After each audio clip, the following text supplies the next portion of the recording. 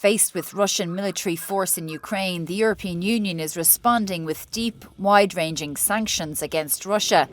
The use of trade as a weapon to counter conflict and breach of international law is nothing new. The US embargo against Cuba or the international sanctions against the apartheid regime in South Africa underline the reoccurrence of this tool. For the former WTO Director General, however, there's a difference today. This time it is the proportion that has changed because Russia is a big player in a number of markets, in particular energy and food, and that the West is reacting by hitting Russia's weak point, which is its economy.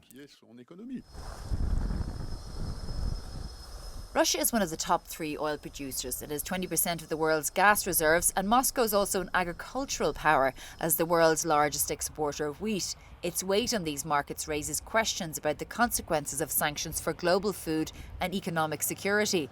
But through these measures, the 27 EU member states are at the same time building up the EU's commercial and strategic autonomy. Little by little, the European Union is progressing towards, let's say, the shores of power that are a certain number of Europeans dream of, not at all of them in terms of trade policy. Little by little, by building up its arsenal, I believe that this is the case. And then there are more symbolic measures, such as exporting lethal weapons to a country at war.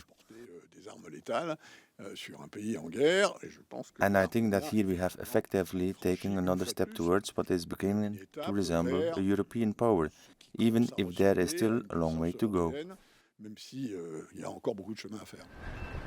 Over the past 10 years, the European Union has broken various taboos. For example, the intervention of the European Central Bank during the subprime crisis in 2008, or the pooling of part of the debt with a recovery plan in the face of the COVID-19 pandemic in 2020.